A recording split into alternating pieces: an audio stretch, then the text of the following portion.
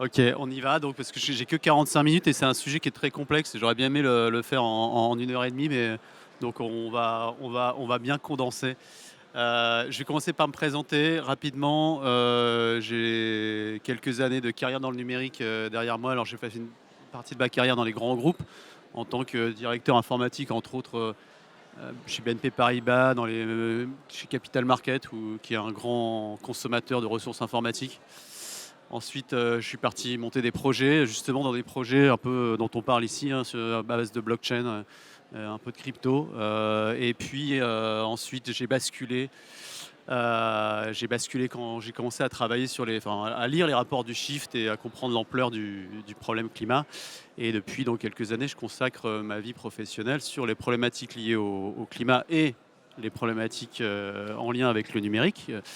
Donc en tant que bénévole au Shift Project, que je vais présenter rapidement, en tant qu'enseignant dans les grandes écoles sur le problématique numérique durable, et puis en tant que consultant où j'accompagne les entreprises qui souhaitent baisser leur empreinte carbone de leur numérique. Alors le Shift Project, je ne sais pas si c'est un organisme que vous connaissez. Ouais? Non? Bon, donc je vais le faire rapidement. Le Shift Project, donc on se définit comme un think tank. Donc c'est une association loi 1901 dont le président est Jean-Marc Jancovici. Alors je pense que Jean-Marc Jancovici, pour le coup, il commence à être connu celui-là.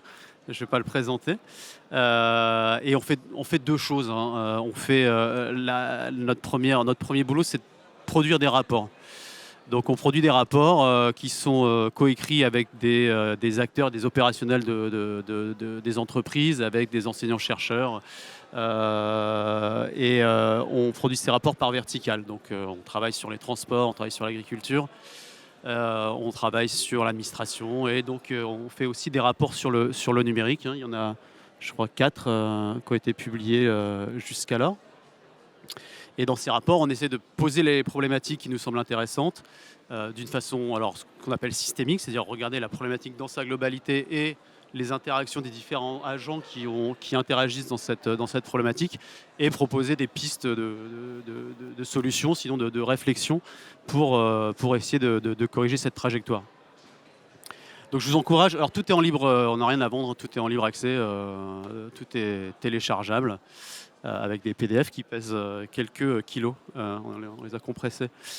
Et donc on va consacrer près de 45 minutes à essayer de répondre à cette question. Alors on va y voir qu'on ne va pas, malheureusement, pas répondre de façon définitive, mais est-ce que vraiment le numérique peut contribuer à la transition écologique? Parce que c'est des choses qu'on entend beaucoup, c'est des choses qu'on entend aussi ici, hein, dans les salles, mais est-ce que vraiment c'est quelque chose concrètement qui est réalisable? En fait, la question, elle se décompose en deux sous-questions. Les deux vraies sous-questions, c'est que en fait, le numérique, comme toute industrie, elle a des impacts écologiques. Rien n'est gratuit, malheureusement, on ne reste pas gratuit. Quand on parle de dématérialisation, en fait, c'est un mot qui est mal utilisé parce qu'on rematérialise quelque part. Donc, le numérique vient avec ses propres coûts écologiques et énergétiques. Donc, à minima, la question qu'on peut se poser, c'est que certains des services rendus par le numérique, est-ce que ces services viennent au moins compenser, quelque part, la facture globale écologique qu'elle induit par ailleurs? Ça, c'est la première question. Donc, est-ce que les bénéfices compensent les impacts? Puis ce qu'on aimerait, c'est d'aller plus loin. Parce que pour contribuer à la transition, il faudrait que, quelque part, les bénéfices soient supérieurs aux impacts. J'ai mis quand même on va parler climat, on ne va pas parler que climat, mais pour vous donner l'ampleur, hein, de la transition qu'il y a à faire, j'ai mis cette courbe de CO2, c'est-à-dire à gauche les émissions, donc la progression des émissions de CO2 que notre monde connaît, auquel le numérique contribue. Et puis à droite, la courbe bleu clair, c'est la courbe à 1,5 degré, et la courbe bleu foncé, c'est la courbe à 2 degrés, c'est-à-dire c'est les émissions qu'on doit atteindre dans les décennies à venir. Vous voyez l'ambition. Donc, pour contribuer à cette transition, il va falloir quand même contribuer fortement. Voilà. Donc, il faudrait qu'il y ait des effets assez forts pour que ce soit significatif. Est-ce que déjà, vous avez un a priori sur cette question? Est-ce que si je vous pose la question, alors là, on va dire la deuxième, est-ce que finalement, vous pensez que le numérique contribue globalement à la transition et que les bénéfices sont globalement plus importants que les impacts? Qui pense oui?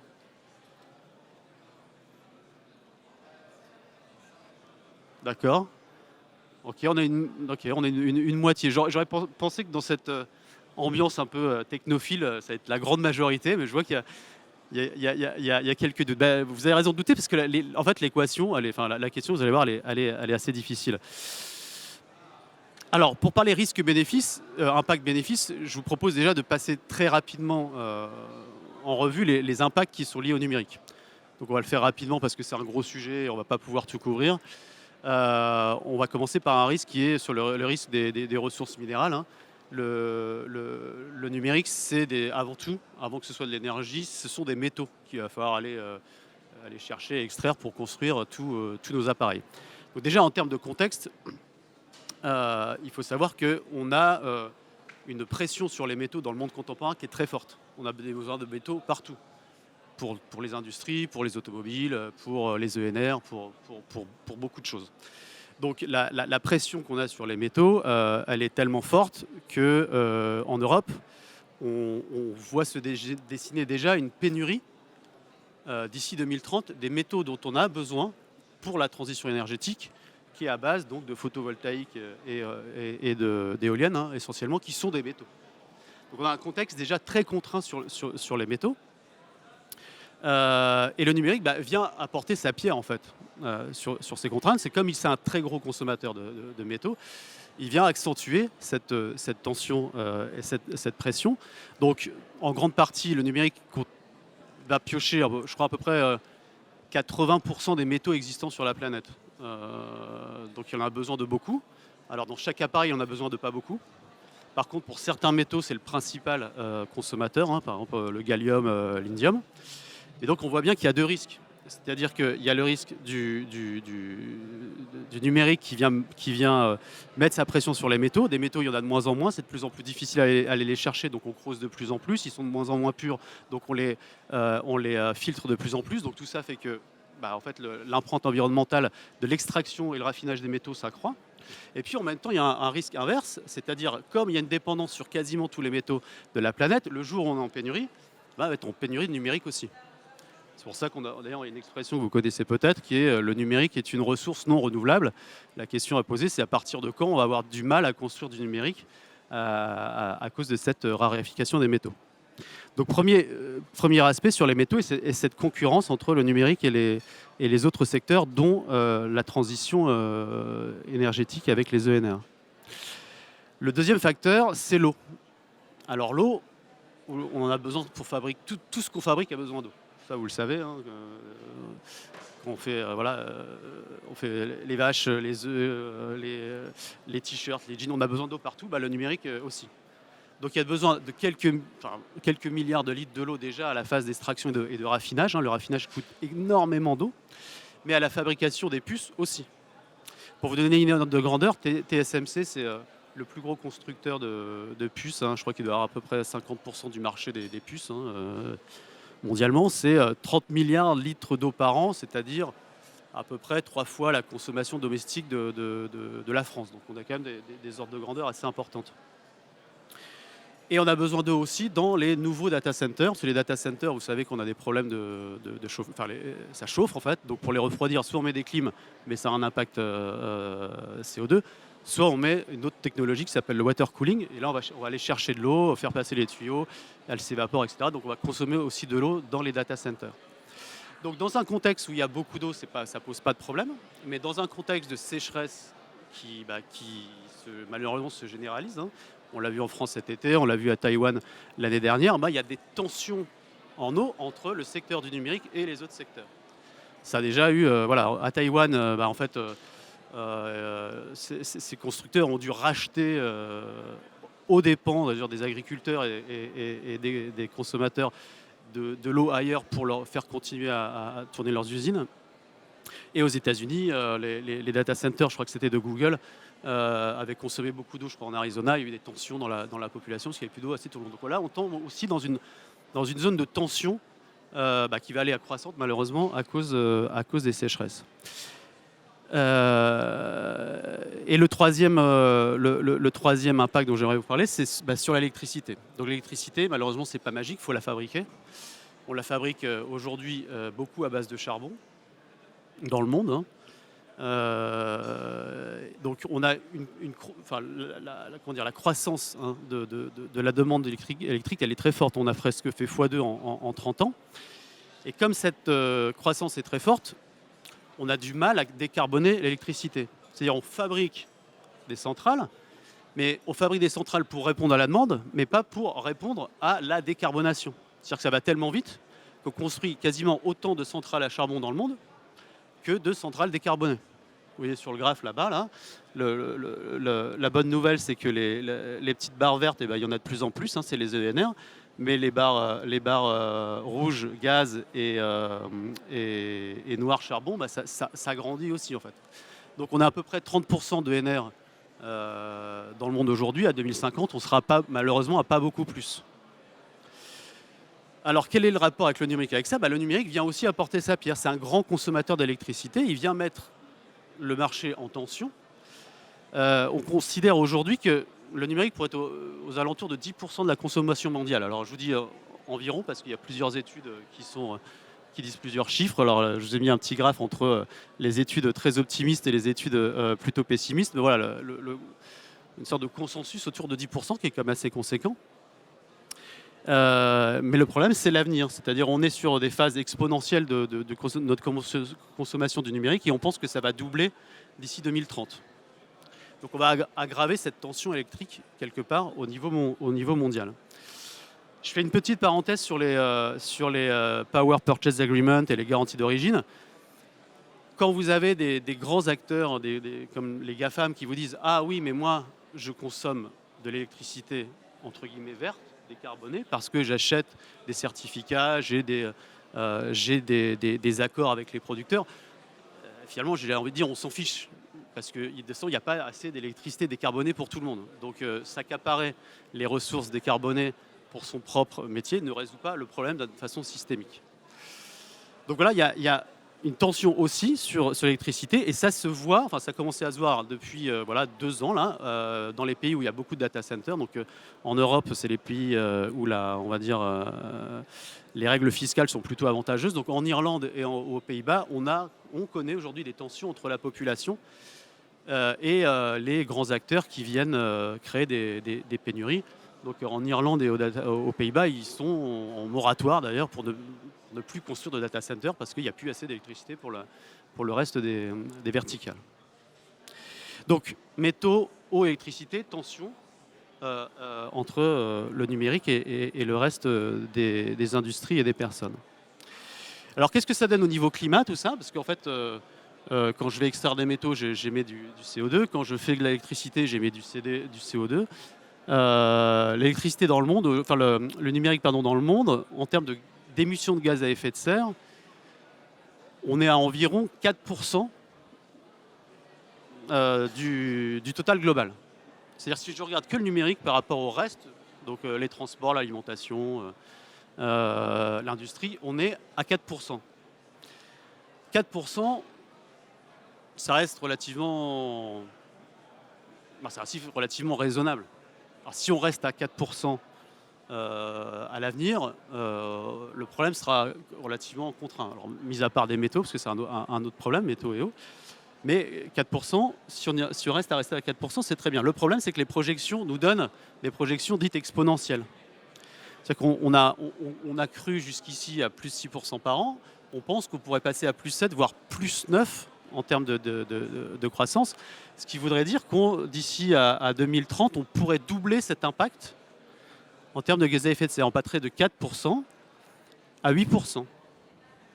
8%, ça commence à faire beaucoup. Et si on ne fait rien et qu'on se reprojette donc en 2035, on passerait alors à 15-16%, qui serait à peu près l'équivalent de l'impact des transports. Et là, ça devient vraiment un problème fondamental. Donc ce qu'on n'aimerait pas, c'est que le numérique qui vient déjà avec ses problèmes devienne un problème trop grand demain, quoi. Donc la question, c'est comment on arrive à stabiliser les courbes et rester aux alentours de ces 4%. Et aujourd'hui, on n'a pas beaucoup de solutions à part la sobriété dont on parlera, j'espère, tout à l'heure. C'est-à-dire qu'il va falloir revoir nos usages à la baisse parce que toutes les optimisations qu'on fait, de toute façon, ne compensent pas la croissance des usages. C'est vrai qu'on optimise les data centers, on optimise les puces, on optimise tout, mais vu qu'on consomme, on consomme du numérique 2 fois plus que ce qu'on optimise, eh bien, on a des courbes qui sont exponentielles. Pour vous donner une idée des exponentielles, en termes de données qui circulent sur les réseaux et des données qui sont stockées, on est entre 25 et 30-40% par an de croissance des données. C'est-à-dire que sur les data centers, le stockage ou sur le réseau, on fait x2 tous les 2 ans, 2 ans et demi. x2 tous les 2 ans. Enfin, vous vous rappelez, c'est donc x2, x4, x8, x16. On est vraiment. D'ailleurs, certains constructeurs de disques durs se demandent vraiment, on va avoir du mal à stocker tout ça. C'est des hyper exponentiels. On a aussi des grosses croissances sur tout ce qui est terminaux connectés.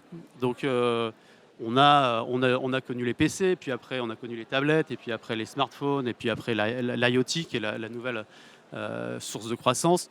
Les écrans publicitaires, là j'ai entendu parler du métaverse, donc on va avoir en plus des casques, des gants, voilà. Donc il y a une croissance exponentielle aussi des terminaux qui viennent donc avec leur impact à la construction et à la consommation. Et puis on a aussi l'avènement des réseaux mobiles, c'est-à-dire que les réseaux filets en fait consomment très peu, mais on passe tous nos usages sur de la 3G, puis 4G, puis 5G qui est très consommatrice, donc ça aussi participe à la dynamique. Et puis il y a ces dynamiques qui quelque part en plus s'auto-entraînent. C'est-à-dire quoi s'auto-entraîner? En fait, en systémique, on analyse ça comme des boucles de rétroaction positive, c'est-à-dire un usage qui croît va faire croître un autre usage. Quand je vais faire du plus quelque part, je vais faire un plus ailleurs qui lui-même refait du plus. Je vais vous donner un exemple sur quelque chose qu'on connaît tous, c'est la vidéo. Hein. Donc vous avez peut-être des abonnements, je ne sais pas, Canal+, Netflix, je ne sais pas. Et vous regardez ça sur une télé. Alors avant, les télés, elles étaient simple définition. Et puis on est passé en haute définition. Et puis on est passé en 4K. Pourquoi? Parce que Samsung doit innover, donc je dis Samsung ou les autres constructeurs, mais Samsung c'est un des principaux. Pour innover, il doit proposer quelque chose de plus grand, de plus haute définition. Donc ça fait des écrans plus grands et des écrans qui consomment plus. Mais derrière, ça veut dire quoi? Ça veut dire que vos fournisseurs de vidéos aussi, si vous avez des télés 4K et qu'ils fournissent des films en simple définition, ça va servir à rien. Donc qu'est-ce qu'on va faire? On va produire des films en haute définition, puis des films en 4K. Donc on va produire des caméras 4K, on va demander aux producteurs de tourner en 4K. On va donc stocker ces films qui sont 4 fois plus importants qu'avant et les faire transiter sur le réseau, qui doit aussi, lui aussi, doit croître. Et une fois que j'ai fait ça, qu'est-ce que je dis? Je me dis, en fait, j'aimerais bien voir ces films sur mon smartphone. Donc Apple va faire des plus grands écrans, et puis ça passe pas sur la 3 ou 4G, donc je vais faire de la 5G pour faire passer ces films-là. Enfin, vous voyez les effets d'entraînement qu'une innovation peut avoir sur le reste de l'écosystème. Et ça, c'est un des problèmes d'ailleurs fondamentaux du numérique, c'est ces boucles de rétroaction qui s'auto-entraînent. Alors, quand on a vu à la fois cet aspect impact sur les métaux, l'eau, l'électricité, le climat et toutes ces dynamiques, on se repose la question, est-ce que vraiment il y a un moyen pour compenser tout ça? Et puis si on arrive à le compenser quelque part, vu la vitesse à laquelle ça croît, si on le compense aujourd'hui, est-ce qu'on sera capable de le compenser demain quand même? Sachant que la plupart des usages, quand on regarde ce qui passe dans les tuyaux, dans les réseaux, et qu'on regarde ce qu'il y a dans les data centers, la plupart de nos usages numériques ne sont pas dédiés à la transition. C'est beaucoup de films, c'est beaucoup de banques, c'est beaucoup de cryptocurrency, tout ça, c'est pas fait au départ pour la transition. Donc le peu qui reste, qui serait censé aider à la transition, c'est une petite part, et cette petite part, elle a du mal à compenser tout le reste. Alors aujourd'hui, on commence à avoir des chiffres statistiques pour regarder de façon très macro, est-ce que si le numérique avait un effet positif, donc si les bénéfices étaient supérieurs aux impacts, depuis le temps, j'ai envie de dire, ça devrait commencer à se voir quelque part. On devrait avoir des chiffres macro qui indiqueraient quelque part une inflexion, au moins au niveau CO2, qui serait due au numérique. Alors malheureusement, on voit rien. C'est-à-dire que quand on regarde les différentes études sur le sujet, alors des études scientifiques et indépendantes, hein, parce qu'il y a des études qui sont financées par des acteurs du numérique qui disent, avec des mots scientifiques mais sans approche scientifique, qui disent des choses des fois assez drôles d'ailleurs. Mais les études scientifiques indépendantes disent on voit rien. Si on regarde par exemple, la corrélation entre le taux de numérisation des pays et leur empreinte écologique, on ne voit pas de rapport entre l'empreinte écologique et un pays hyper numérisé. Par exemple, la Taïwan, qui est hyper numérisé, n'a pas une empreinte écologique meilleure qu'un pays européen moyen en termes de numérisation. On peut regarder aussi quelque chose qui est très intéressant, c'est ce qu'on appelle l'intensité énergétique. Alors l'intensité énergétique, c'est quoi? C'est combien j'ai besoin d'énergie primaire pour produire un point de PIB. La croissance économique, c'est une croissance énergétique. Il n'y a pas de magie. Si je veux augmenter mon PIB, je dois augmenter ma consommation d'énergie primaire. Donc on a une corrélation à peu près de 1 pour 1. Quand vous regardez les chiffres, la courbe du PIB, la courbe de consommation d'énergie et la courbe de CO2, c'est à peu près la même. Heureusement, grâce à des innovations technologiques, on améliore en fait ce rapport. C'est-à-dire que si avant il me fallait pour un point de PIB, il me fallait 1 point de CO2, eh bien, vu que je m'améliore de 2%, l'année prochaine, j'aurais besoin de 0,98 points. Et puis l'année d'après, à 0,96. Donc ça, on appelle ça l'amélioration de l'intensité énergétique. Et ça, on a connu ça depuis quasiment le début du XXe siècle. C'est-à-dire qu'on améliore cette intensité. Et cette intensité, elle stagne, c'est-à-dire qu'elle disparaît. C'est-à-dire qu'on est passé de 2,5% à entre 1 et moins de 1 aujourd'hui. Donc, la corrélation entre la numérisation de l'économie, je crois qu'on est à peu près à 16% du PIB mondial qui est basé sur le numérique, et cette amélioration, on ne la voit pas. Alors on ne dit pas que le numérique dégrade forcément, mais en tout cas, s'il l'améliorerait grandement, on devrait le voir. Donc on ne voit pas ça non plus. Et dernier rapport, parce que c'est un rapport qui a été publié l'année dernière, donc c'est le rapport du GIEC que je vous encourage à lire, parce qu'on pense que c'est compliqué, mais ce n'est pas si compliqué que ça. Il y a des résumés qui sont très très lisibles. Donc sur les rapports du GIEC de l'année dernière, ils ont écrit un papier sur le numérique. Et le GIEC, il ne nous aide pas beaucoup, parce que le GIEC là-dessus, il a fait une réponse de Normand. Il nous dit medium evidence, ça veut dire on ne sait pas trop, en fait, on voit pas non plus de preuves qui diraient que ça va dans un sens ou dans l'autre. Medium agreement, ça veut dire en plus on n'est pas trop d'accord entre nous. Et encore une fois, sur non pas les savings qu'on fait aujourd'hui, mais sur les potential savings de demain, sur ce que ça pourrait apporter. Donc le GIEC nous dit, là on ne sait pas trop, va falloir creuser et puis voir ce que ça donne. Ce qui est intéressant dans la dernière fin de la phrase, c'est que ça pourrait le faire, mais attention, parce qu'il y a des effets rebonds, il y a des effets induits et des effets rebonds qui fait qu'au bout du compte, ça pourrait être quand même négatif.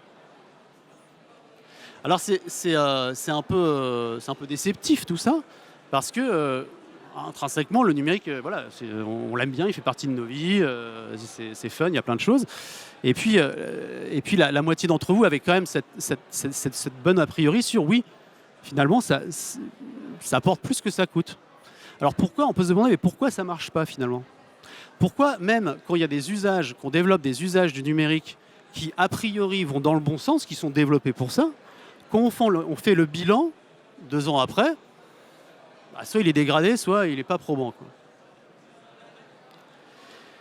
Alors pour comprendre c'est là le Stranger Green du nom, là, donc normalement il y a la musique qui devrait arriver, mais pour comprendre ce qui se passe, il faut avoir ce qu'on appelle une vision systémique, c'est-à-dire comprendre le phénomène du numérique, non pas d'un point de vue purement technologique, mais de prendre tout le cadre socio-technique pour voir sur toutes les couches et tous les sous-systèmes ce qui se passe, et quelle est l'interaction entre tous ces sous-systèmes, pour arriver à essayer de comprendre ce phénomène ou ce non-phénomène.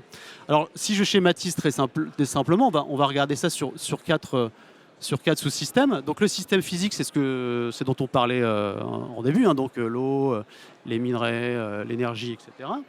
Le système d'information, c'est la nouvelle technologie, les nouveaux usages qu'on déploie, donc le métavers, la 5G, le Web 3. Mais tout ça, ça s'inscrit dans un système économique et social. C'est-à-dire qu'il faut comprendre dans quel contexte tout ça est développé pour comprendre les phénomènes. La blockchain en Chine et la blockchain aux États-Unis, ce n'est pas les mêmes phénomènes, ce n'est pas utilisé pour la même chose. Et tout ça s'inscrit aussi dans un système de croyances et de culture. On vient tous, nous, avec un passif, et on a des croyances, des choses dans lesquelles on croit, et qui influencent notre vision des choses. Alors ce qu'on fait d'habitude, c'est qu'en fait, on part du haut pour arriver sur le bas. C'est-à-dire que on a, nous, en tant qu'occidentaux, on a une croyance forte dans l'innovation, parce que par défaut, on a tendance à croire que l'innovation, c'est le progrès. Pourquoi ? Parce qu'on a connu beaucoup d'innovations technologiques au XXe siècle qui ont amené beaucoup de progrès. Voilà, si vous parlez de l'invention de la machine à laver à ma grand-mère, elle va vous dire que c'était vraiment un progrès phénoménal. Et puis aujourd'hui, il y a des innovations sur lesquelles on peut se poser la question. Est-ce que la brosse à dents connectée, ou là j'ai vu c'était un distributeur de nourriture pour chat avec reconnaissance faciale, etc. Est-ce que tout ça, c'est vraiment de l'innovation qui apporte du progrès ou pas ? Voilà, donc on a ces deux mots différents. Donc la corrélation, elle n'est pas forcément évidente. Mais dans nos têtes, on fait ce raccourci. Le deuxième raccourci qu'on fait, c'est qu'en face d'un problème, qui est un problème, le problème environnemental, c'est un problème d'ampleur, on aimerait bien qu'il y ait des solutions technologiques qui s'occupent du problème. Parce que s'il n'y en a pas de solution technique ou technologique qui résout le problème, c'est-à-dire qu'il va falloir qu'on change nos modes de vie. Et par défaut, l'être humain n'aime pas changer. Voilà. Donc, on aimerait bien, ça s'appelle le technosolutionnisme, on se dit non mais on va trouver des solutions. Même si on ne les a pas, intuitivement, on marche comme ça. Ça, c'est la première, donc ça nous met en condition quelque part sur ce genre de questions. Ensuite, le système économique et social dans lequel on vit là, en Europe et en France, c'est un système qui promeut aussi, qui promeut l'innovation comme solution, même sans se poser des questions de rapport coût-bénéfice sur ces services-là. Donc on vit dans la Startup Nation, il y a des intérêts économiques forts du numérique qui sont là pour influencer, c'est leur boulot, les lobbies ça existe partout, ça existe aussi sur le numérique bien évidemment.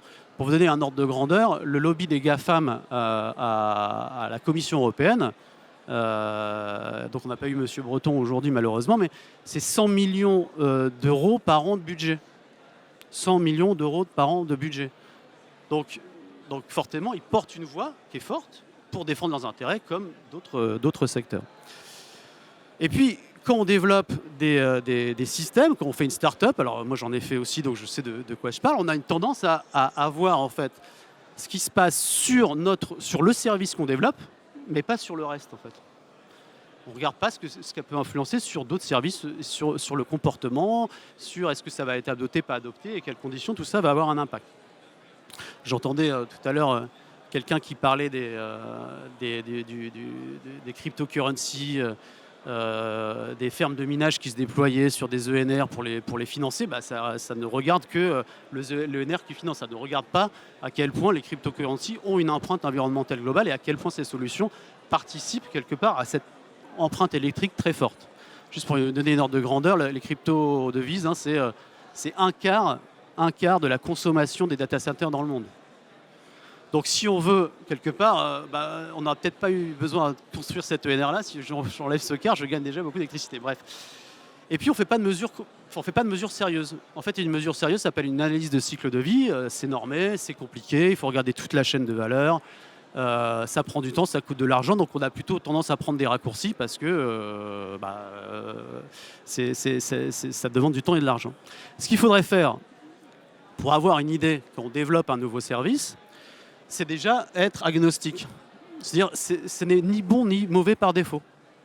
Je ne dis pas, j'y vais dans le but de prouver que c'est bon. J'essaie de faire un calcul scientifique et je vois ce que ça donne. Donc ça, déjà c'est pas facile, je vous le garantis. Et puis, sur le service que je développe, je vais regarder dans quelles conditions, quel coût ça a et quel apport ça a avec une approche scientifique d'ACV. Et puis surtout, je vais regarder comment mon système interagit sur les autres systèmes et interagit sur le comportement de mes utilisateurs. Et c'est là, en fait, que les choses se compliquent. Parce que c'est des phénomènes systémiques qui sont très compliqués à analyser et surtout très compliqués à prévoir. Je vous ai mis trois thèmes qu'on va balayer ensemble. Il y a le premier, c'est le problème du contexte et des conditions. À quelles conditions mon service va être bénéfique ou pas ? à quelles conditions il va être adopté déjà. Si je fais un service en France ou en Afrique ou en Chine, ce n'est pas le même contexte, il va peut-être ou pas être adopté. Je vais faire un service qui a été adopté plutôt par des populations jeunes ou des populations âgées. Enfin, ça ne marche pas pour tout le monde dans toutes les conditions. Et ce service, je vais me poser la question, est-ce que ça va substituer un service matériel? Typiquement, le mail a substitué le courrier. Voilà. Ou est-ce que je vais ajouter mon service à quelque chose qui existe déjà? Donc, au lieu de remplacer, j'ajoute mon empreinte numérique à une empreinte qui existe déjà. Donc ça, il faut se poser la question. Et ça encore, ça dépend des conditions. Il y a là-dessus une étude de La Poste qui est intéressante, qui avait fait ce calcul sur les factures papier. Ils se sont dit, voilà, entre avoir une facture papier que j'envoie au courrier et une facture que j'envoie en PDF par mail, finalement, en termes de substitution, quel est l'impact? Alors l'étude, en fait, ils ont mis plein de conditions, plein de contextes, et en fonction d'un contexte ou à l'autre, bah, c'est plus ou moins bénéfique vis-à-vis du numérique. Si j'envoie des PDF sur des data centers en Irlande qui sont très consommateurs avec des gros PDF, avec des gens qui, pour la moitié, impriment leurs factures, bah, j'ai rien gagné. Par contre, si j'ai tout optimisé en France et que personne les imprime, alors j'ai gagné. Enfin, voilà, en fait, le match n'est pas dit d'avance. Et puis les effets induits et les effets rebonds. Les effets induits et les effets rebonds. Les effets induits, je vous en ai parlé tout à l'heure avec mon exemple sur la 4K. Qu'est-ce que ça va provoquer ailleurs comme effet? Et les effets rebonds, alors l'effet rebond, c'est l'effet le plus pervers en fait dans le numérique, mais ailleurs. Hein. L'effet rebond, alors je ne sais pas si vous êtes familier avec ce terme d'effet rebond. L'effet rebond, ça dit quand j'optimise quelque chose, quand je vais faire une optimisation énergétique, donc je vais optimiser un data center, je vais optimiser une voiture, ça va forcément, dans la plupart des cas, donner une optimisation économique. Et comme j'ai une optimisation économique, j'ai tendance à surconsommer le service que j'ai optimisé. Et donc je viens compenser, voire dépasser l'optimisation qui était au départ, de bonne volonté.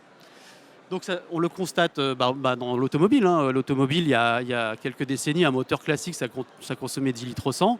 Aujourd'hui, ça consomme 5 litres au 100. Qu'est-ce qu'on fait? On fait des voitures plus grosses, on fait des gros SUV, on roule plus, à prix quasiment égal. Donc, quelque part, on n'a rien gagné. On a eu un autre phénomène en Allemagne, où eux, ils ont dépensé vraiment beaucoup de milliards pour la rénovation énergétique. Ils ont constaté que les gens qui se chauffaient en moyenne à 19 degrés, ils ont isolé, mais ils se sont chauffés à 20 degrés parce que c'était le même prix. Donc, finalement, on n'a pas gagné grand-chose. Vous voyez, c'est quand même c'est très, très pervers. Dans le numérique, c'est pareil, en fait. Je vais optimiser mes data centers, je vais optimiser mes réseaux, etc. Le coût de ma donnée va être moins cher. Donc, mes abonnements Netflix, mes abonnements WhatsApp, c'est quasiment gratuit. Donc, je vais surconsommer. Et donc, ça, c'est un effet pervers qui est très, très difficile à contrôler. Je vous propose de débattre sur un exemple qu'on connaît tous et qui est très simple à comprendre en apparence, et en plus qui est plutôt mis en avant dans les démarches pour prouver que le numérique peut avoir des effets positifs. C'est la vidéoconférence. Donc on utilise tous la vidéoconférence. Ça a été inventé il y a quelques années, hein, Skype, maintenant, voilà, j'ai plein de solutions. Et donc, est-ce que la vidéoconférence a un effet finalement positif sur les autres secteurs? Est-ce que si je regarde le bilan au global, est-ce que j'ai gagné ou j'ai perdu? Alors, je ne sais pas, est-ce que vous avez un avis sur le sujet? Qui dirait oui? Est-ce que vous avez est-ce que vous dites oui dans quel contexte? Pardon? Le remplacement alors de quel déplacement? De quel type de déplacement? Parce que déplacement perso, pardon? Domicile travail. Alors, c'est important quel type de déplacement, parce que si je regarde le déplacement perso, quand je me déplace pour voir des amis ou de la famille, je me déplace pour plutôt être en contact avec eux. Voilà, on va dîner, déjeuner, on fait une fête, etc. Donc la vidéoconférence a peu de chances finalement de remplacer ces trucs perso dans le contexte qu'on connaît. Dans un autre contexte, quand on est en Covid et tous confinés, là on n'a pas le choix, c'est remplacé par défaut. Donc dans ce contexte-là, ça marche, mais dans le contexte normal, familial, ça ne marche pas. Au contraire, quand on avait plutôt tendance à téléphoner, qui a un impact faible, et qu'on fait de la visioconf, la substitution de la vidéoconférence au téléphone a plutôt un impact négatif. Donc dans le contexte perso, pas trop. Mais dans le contexte pro, effectivement, on voit des effets intéressants.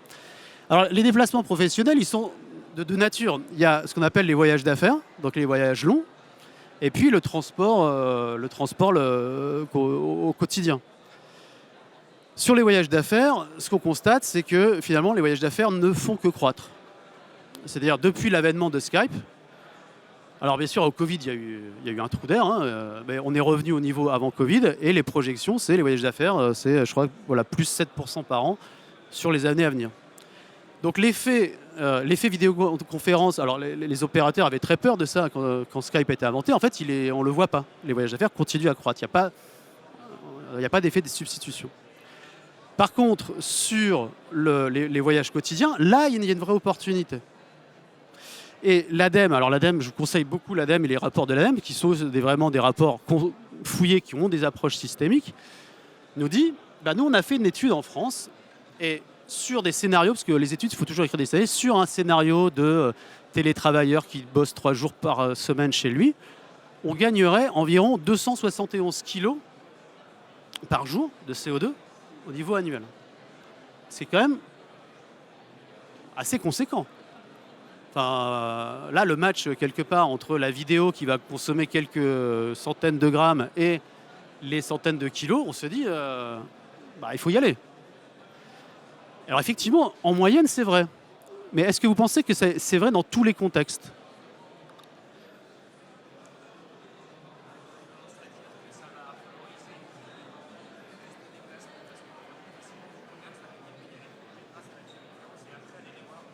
Alors ça alors ça je l'ai connu d'ailleurs avec moi dans mon ancien métier, c'est-à-dire que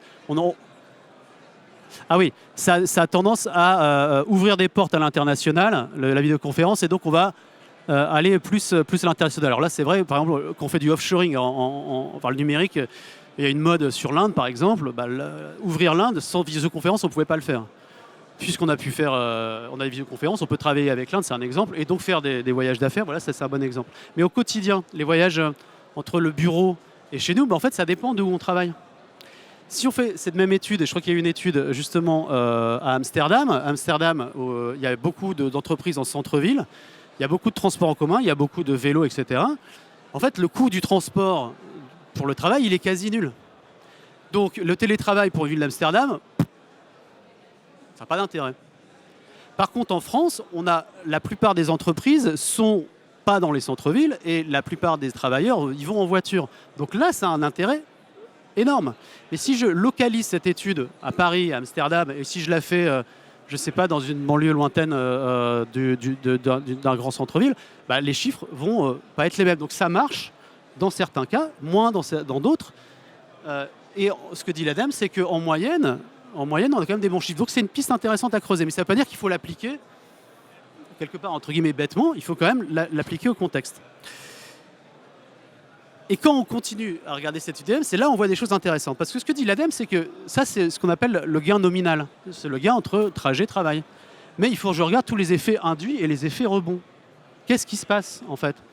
Eh bien, en fait, les effets rebonds et les effets induits, donc quand je regarde tout l'écosystème, je ne vais pas vous le détailler, mais il y a deux choses. La première, c'est si j'utilise moins ma voiture pour aller au bureau, j'ai tendance à l'utiliser plus le week-end, par exemple. Ou avant, j'allais au bureau en voiture, je m'arrêtais sur le chemin pour acheter le pain, etc. Là, je dois prendre la voiture pour passer au supermarché, etc. Donc, j'ai un effet rétroactif, donc j'ai de la perte de gain. Donc, il y a des effets induits sur le transport, c'est-à-dire que je vais consommer quand même plus de transport que je pensais avoir consommé au départ. Et puis, les bureaux, ça a un impact. Les bureaux, ils sont chauffés. Et chez vous aussi, c'est chauffé. C'est chauffé chez Éclairé. Donc si on ne prend pas ça en compte dans l'équation, on perd à peu près la moitié de la problématique. Dans les entreprises qui font du vrai flex office et qui disent, voilà, 3 jours par semaine, je vais diviser mes bâtiments par 2, je vais diviser mon chauffage par 2 et mon électricité, alors là, les gains sont énormes. C'est-à-dire, sur une base de 100, je vais gagner encore 50 ou 70 de plus. Par contre, sur les entreprises qui n'organisent pas leur télétravail, qui gardent tous leurs bureaux, qui chauffent tous leurs bureaux, et avec les ordinateurs qui sont tous encore branchés, etc., là, je vais dégrader finalement ma note. Donc, je peux passer d'un effet de base 100, je peux soit encore gagner entre 50 et 70 ou baisser de 100 à 30. Donc vous voyez, les effets rebonds, en fait, si on ne considère pas l'écosystème de façon systémique, on ne peut pas dire l'ordre de grandeur, parce que là, quand même, on fait moins 30% ou plus 50%, donc l'ordre de grandeur est quand même grandement changé de ces effets. Et ce que dit d'ailleurs cette étude aussi, c'est que ça ne tient pas en compte des relocalisations des urbains à la campagne, parce que c'est 3 jours par semaine, mais dans les entreprises qui font 4 ou 5 jours, il y a un autre effet qui dit, bah, moi je vais acheter une maison de campagne, et je vais aller à la campagne. Les maisons de campagne, bah, c'est moins isolé que les petits appartements de centre-ville, donc je vais ajouter du CO2 à la facture globale, donc ça c'est un autre effet qui est compliqué. Et puis on peut se demander aussi si le jour où tout le parc automobile est électrifié, est-ce qu'on va encore avoir ces gains-là? A priori, moindres. Donc tout ça pour vous illustrer que le gain en soi, le gain théorique, il n'y a pas de vérité, ça dépend du contexte, des effets, du contexte géographique, du contexte temporel, et des effets induits, des effets rebonds et de boucles causales. J'avais prévu 5 minutes pour les questions, mais les questions, c'est pas évident dans ce contexte. Je vais juste vous citer une autre étude de l'ADEME qui est aussi très intéressante, c'est le covoiturage. Donc l'avènement de Blablacar, c'est fantastique. Qui va dire aujourd'hui, ah bah non, Blablacar, c'est pas bon pour l'environnement? Ça n'a aucun sens. Si j'arrive à réduire le nombre de personnes dans les voitures et à mutualiser le nombre de voitures, on a tout gagné. Et ben voilà, on est encore sur les effets induits et les effets rebonds. Nominalement, oui, on gagne. En théorie, oui, on gagne. Mais quand on regarde le comportement que ça induit, les effets rebonds font que l'effet Blablacar est compensé par d'autres effets. Alors quels sont ces effets? Eh bien, moi, si je voyage, je ne sais pas, une fois par mois à Nantes, je prends 2 personnes avec moi dans la voiture, ça me coûte 3 fois moins cher. Donc au lieu d'aller une fois par mois à Nantes, j'y fais 2 fois par mois. Alors c'est des effets constatés. Autre effet, avant j'allais, je ne sais pas, à Metz en train. Mais je me suis rendu compte qu'avec la voiture Blablacar, ça me coûtait moins cher que le train. Donc je remplace mon train par la voiture. Vous voyez, c'est vraiment des effets pervers en fait, qu'on a du mal à analyser en avance, mais qui font que même quand on a un service qui est au départ fait pour améliorer les choses, on se rend compte qu'avec tous ces effets induits, soit les effets sont réduits, soit nuls. Donc dire mon service, ma start-up va faire gagner tant de CO2 sans analyser tous ces effets, c'est louper en fait 80% de l'équation. Et c'est pour ça que finalement, même si on a envie que ça marche, si on a envie de dire le numérique c'est bénéfique au global, quand on voit que les chiffres ne le montrent pas, et c'est essentiellement pour ce type d'effet. Je vous laisse avec 3 papiers que je vous conseille très très fortement. Donc c'est des papiers scientifiques mais qui sont quand même très abordable. Alors surtout s'il y a des gens dans la salle qui ont des projets à impact, donc impact environnemental, il faut vraiment lire ces 3 papiers. Le premier, c'est un chercheur français qui s'appelle Gauthier Roussil qui fait des papiers de très très très grande qualité et qui en fait développe ce thème sur un papier de recherche. Donc nous on l'a traité en 45 minutes et lui il le traite en quelques dizaines de pages. Donc ça c'est vraiment un must-have. Ensuite, au Shift Project, sur ce thème-là, on a fait 2 études de cas. On a fait une étude de cas sur le Smart Lighting, qui dit que en fait, le Smart Lighting, ça dépend. Des fois, ça marche, des fois, ça ne marche pas en termes de coût-bénéfice. Et sur la 5G. 5G, qui est un phénomène très prégnant. Et donc, sur la 5G, oui ou non, quels sont les effets de bord? Et ce troisième qui vient de sortir, ça a 15 jours, 3 semaines, c'est un corpus d'enseignants, de chercheurs européens qui se sont posés une autre question en fait. Ils se sont dit, ok, on ne va pas se poser la question de qu'est-ce que peut faire le numérique pour la transition, mais c'est à quelles conditions le numérique pourrait être un acteur fort dans la transition écologique. Donc c'est une question qui est légèrement différente. Et les conclusions en fait, de ce papier de recherche, c'est que tant qu'on a un système social et économique qui est un système qui dégrade en fait notre environnement écologique, qui est très extractrice, qui demande de plus en plus d'énergie, eh bien le numérique ne fera qu'améliorer ce système. Il va le rendre plus efficace, avec les effets rebonds. Donc tant qu'on est dans ce système-là, le numérique, malheureusement, il n'y a pas de magie, il ne va que l'améliorer et donc accélérer les dégâts. Il faut changer le système et le but du système avant d'introduire le numérique. Et si on change de vue, c'est-à-dire que si on change un but qui n'est plus qu'un but, parce qu'aujourd'hui on n'a qu'un but de croissance économique, mais que si on change ce système-là en mettant d'autres buts, des buts écologiques, donc des buts de orienter l'industrie sur le recyclage, orienter l'agriculture non pas sur de l'agriculture intensive, mais plus sur de la paysanne, etc., alors le numérique pourra jouer un rôle dans cette transition. Mais c'est bien le système qu'il faut changer avant de se poser, la question. J'ai tenu les 45 minutes, je vous remercie. Et on se retrouve là-bas, je crois, à 15h.